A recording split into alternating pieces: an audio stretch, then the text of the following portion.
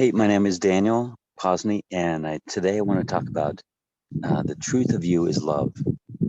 And I'm in a much different place than I was about 20 years ago. And so if you would have addressed that with me 20 years ago, I would have kind of rolled my eyes. Yes, it sounds very spiritual, but life is life, and I use my mind to do the programming work and the technical work that I'm doing. So um, that all sounds good, but I couldn't grasp it.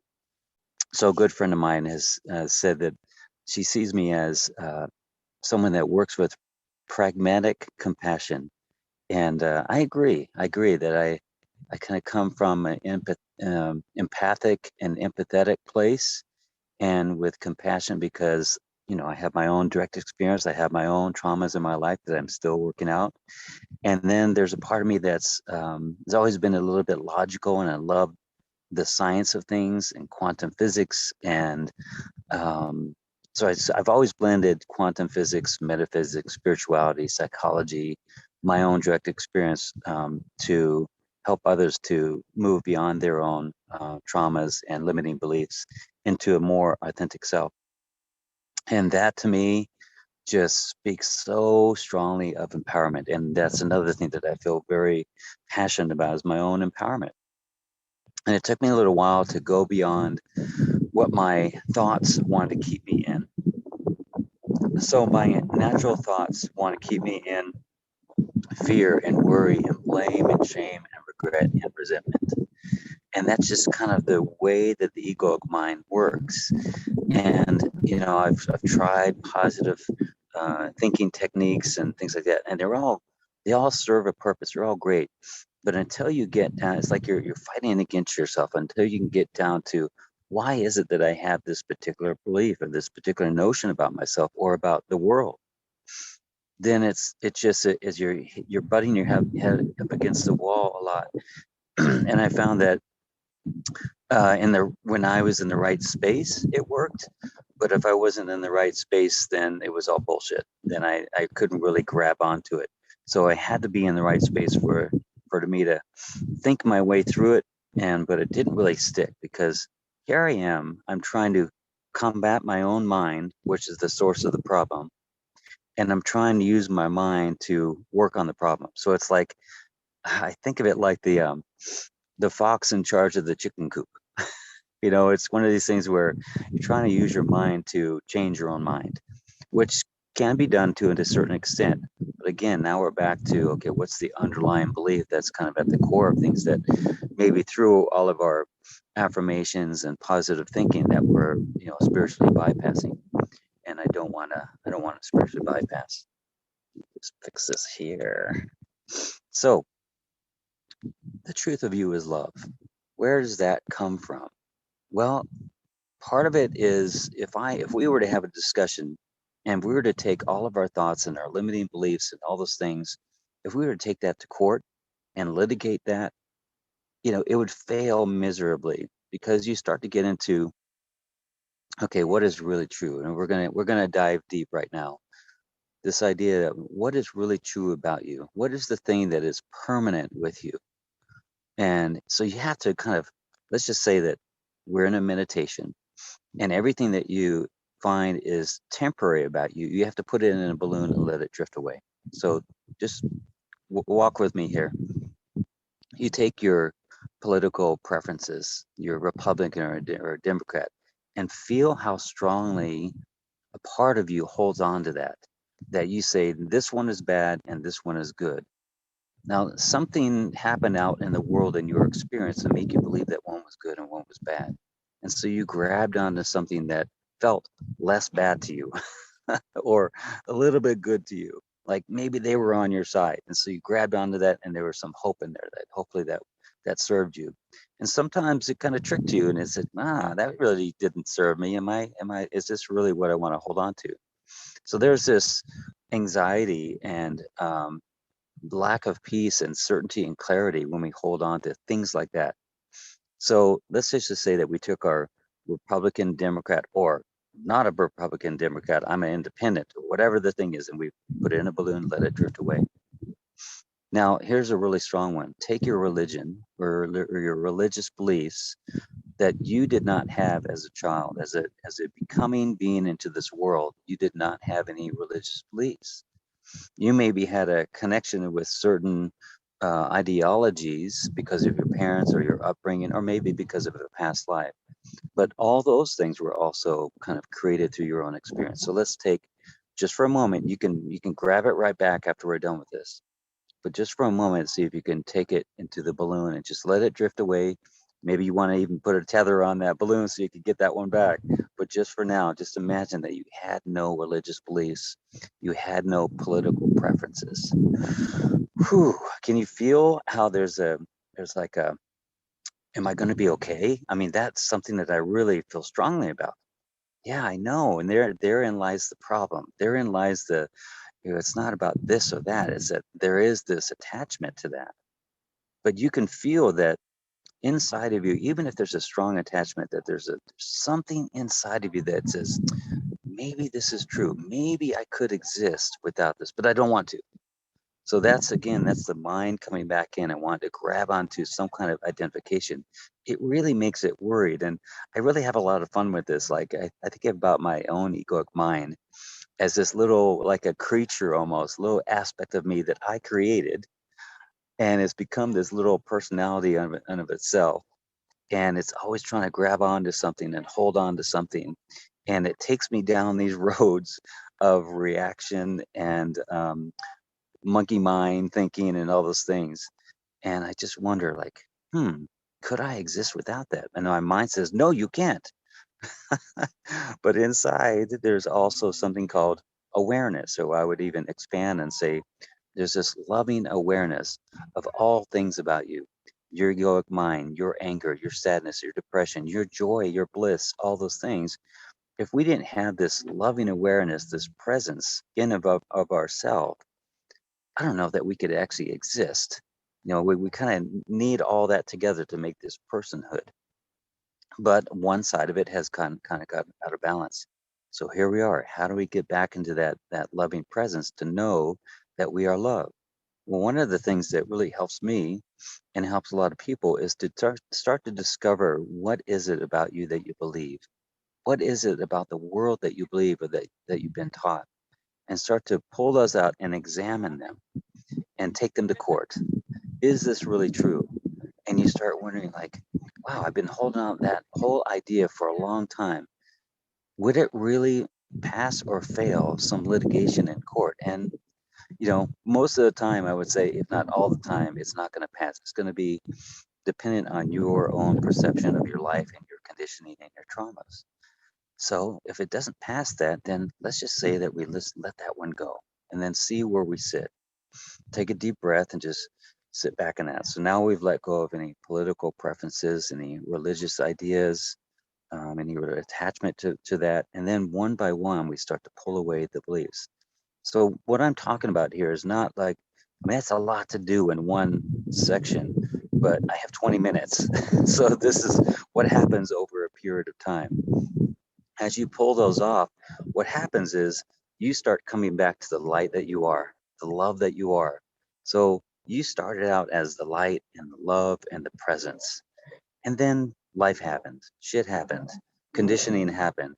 And it's like that layers of belief and conditioning layered on top of that bright light. But you're there the whole time through the whole experience of whatever it is that you experience in your life. You're there the whole time. That's what's so satisfying to me, is that when you really take that into your heart, and again, here's the process.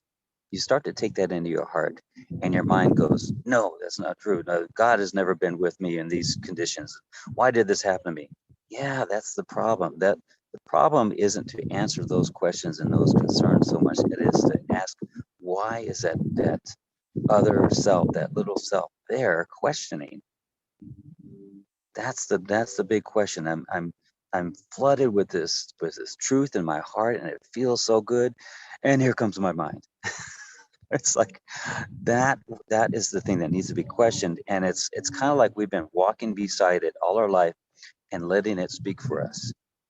And it speaks for us, and we think that we're it. So we become like this with it and become one being with this.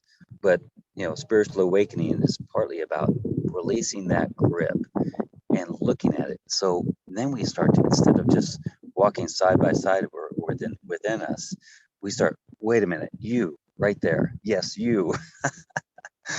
And you start to question those thoughts. And once you put your focus on it and directly look at it, then you can start seeing it for what it is. And then part of that process is going into, okay, where did that come from? Where can I have compassion for myself? Where can I have empathy for myself when that thing was created?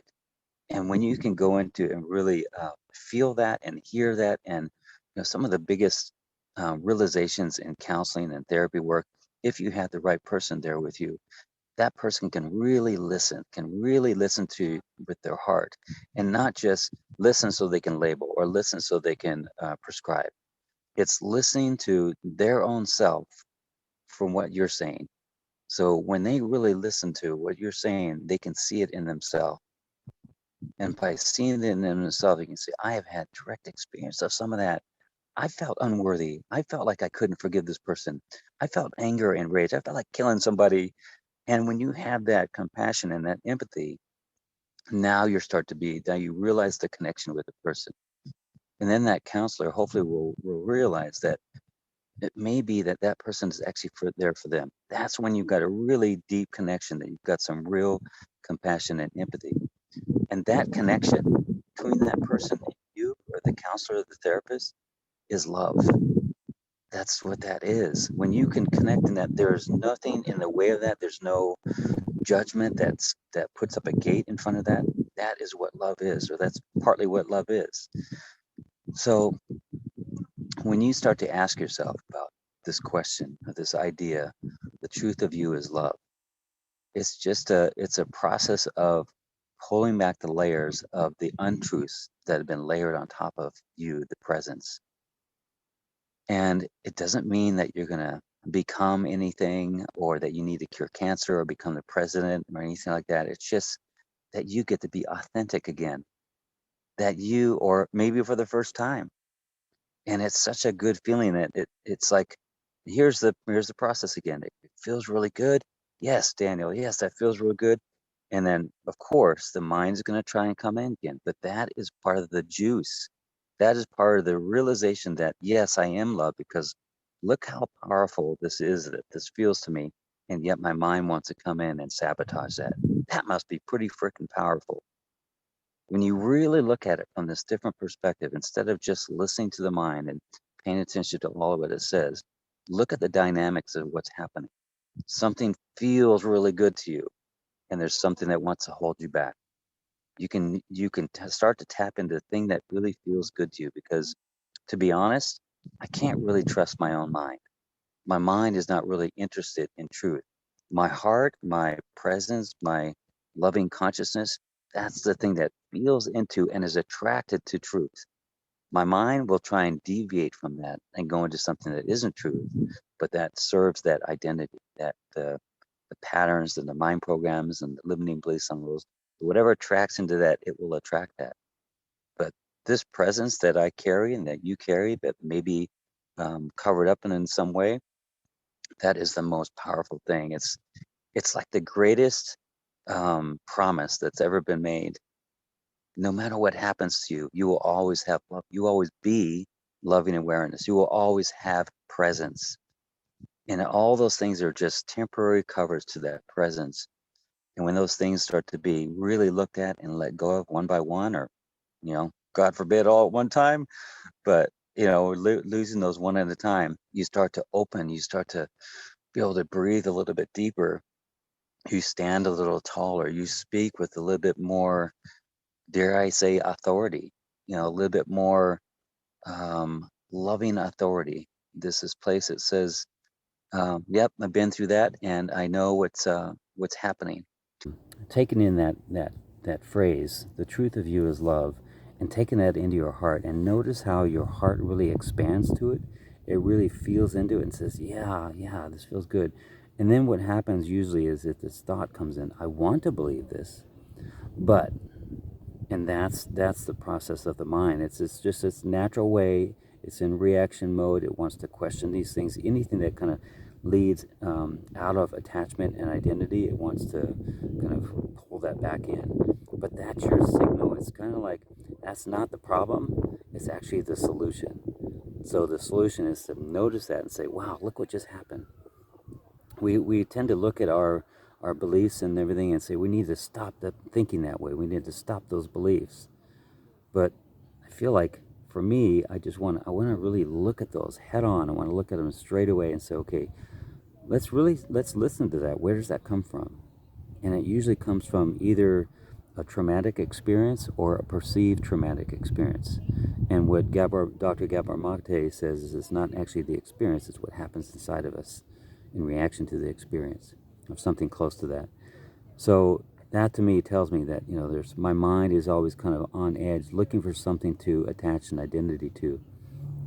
It's usually something related to fear, worry, blame, shame, regret, and resentment. And all that, there is something inside of me that says, yes, the truth of me is love.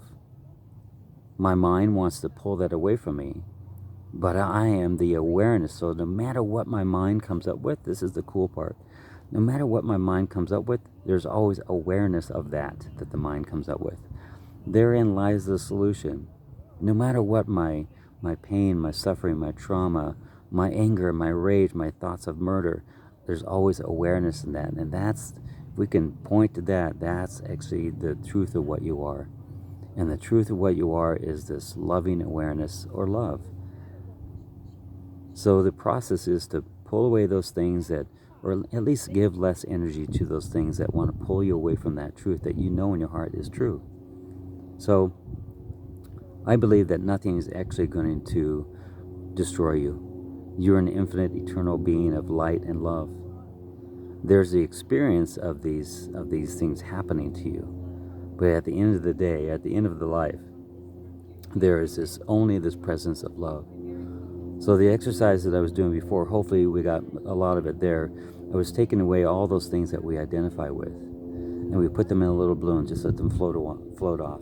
And if something really strong, like your religious preference and that kind of thing, if that's a hard thing to let go of, just put a little tether on there. You can pull it back when we're done. But just as an experiment, see if you can let that go in a balloon, just to see how it feels.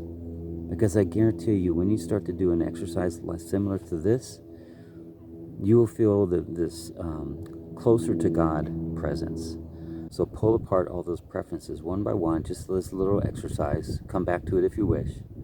Your political preference, your religious preference, your sexual preference, your nationality, all those things that kind of build you up into a person that has this identity. Because I promise you, you're going to have to let it go at some point. It's called death. But wouldn't it be great to practice this so that your transition is as smooth as possible? That's how I feel about it. So all those things that you have preferences for, food preference, I'm a vegan, or I'm a vegetarian, or I'm a meat eater, or I'm a whatever. See if you can pull those off. And what you have left is probably just a body with no preference. Now remove the body and see what you have left. After removing the body, you are only presence. You're only loving awareness, just existing. And it reminds me of a book that I once read. It was like a Masonic Freemason story. And the story was, it was kind of like, I don't know if this is true, but it's a pretty true sounding book, but it was a very fantastical story. And the story was about this guy who was becoming a Mason, and he went on this journey. He went into the middle of the earth, and then he has this experience where he's at the very, very center of the earth, and there's this presence there, and there's he finds himself in the void. Like he steps off and he kind of drifts into the void, and because he's full of thoughts, he starts bouncing off of walls and starts to go in all these different directions. And he's trying to center himself. He's spinning and spinning.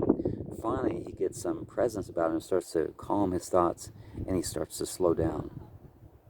And he starts to slow down more. Now he starts just drifting, and then he gets to a place where he has no thoughts, and he's completely still. And then he kind of panics, and he's in this center point, and he can't move. No matter, there's nothing to push up against. There's no energy in the field that he's in. So he can't go left or right, he can't go up or down. And then what he does is he has a thought, and then the thought pushes him in this one direction. And then he has another thought, and it takes him in another direction.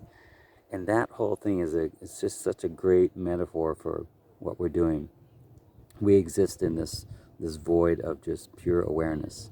And then we have a thought, and we start to move in a direction or actually attract things to us. So it's like, I guess I would look at that scene, and instead of him moving forward or backwards in the thing, actually the middle of the walls of the earth would actually be attracted to him. That's a pretty cool idea. So I make sure that I'm covering this in so many different ways that I can go from scientific way to practical way to spiritual way. Feel into that idea. The truth of you is love. Feel into it. That's your signal. That's your how you feel about it. Don't follow thoughts, because your thoughts say, "How can I even grab it?" It's like it's what an African shaman might say: that which the brain cannot eat. It cannot grab onto that. And what do you mean the truth of me is love? The truth of me is my physical body and my atoms and my cells and my blood and all that stuff. No, that's the truth of your physical body, and even that is questionable because that's 99.999% empty space. So then we can't really grab onto that one. So what is left? If you pull away anything that's temporary and leave what's only permanent, you're left with love, or loving awareness, or presence, or consciousness. And that feels pretty good. That feels pretty expansive. And that's the thing that really helps me to live and be okay with death at the same time. Just causes me to kind of breathe a little bit more, have a little bit more space around my thoughts. And when I do drift into reaction and triggers and thoughts and all those things, that it's much easier and quicker and smoother to come back to presence. So it's not like I stop continuing to have any triggers or any upsets, but they sure are few and far between, and they don't affect me like they used to. And that loving presence really is the captain now, instead of my mind, who was the captain before. Now the loving presence holds that. And I want to share with you the truth about me and the work that I do is that, part of the work that I do is what I said about all the research that I do and that kind of thing. And so I come in with some research that will help. But really the most effective thing, and I've heard other people say this, the most effective thing that I have is my own heart. That when I can listen with my heart and I could acknowledge what's happening with this person, and I acknowledge what's happening in my own self, now I can connect with that person. And when I make that connection, consciousness streams in. Spirit streams in a higher way. And words are said, or things are done, or actions are taken. But it all comes from that connection. And I just wonder, is that what's really happening? Is that all the healing that's happening? Maybe so, that we both take ourselves to the reality that healing is there, or the reality that the sickness or the old traumas aren't there or aren't so prevalent anymore. So think of it as you're moving yourself into a reality where you know and feel and acknowledge and embody that you are love. What would that feel like? And that to me is one of the most profound exercises, just to allow myself to be in that presence. Yep, my ego will come in and say, don't be so egoic. Or my mind will come in and say, that's not very practical. That's okay. That's the way my mind works. But I'm not going to give it the energy and the satisfaction of engaging in a conversation with it. I stand in my awareness. I stand in my presence. I stand in the love that I am.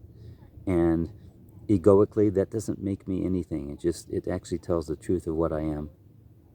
So just something to get used to and acknowledge again. That's what you always are. That's what you always will be. You will never be anything more or less than I am. But in that I am is everything and nothing at the same time. All right, ponder that, meditate on that. Don't think about it. I love you, thank you, and bless you. See you next time.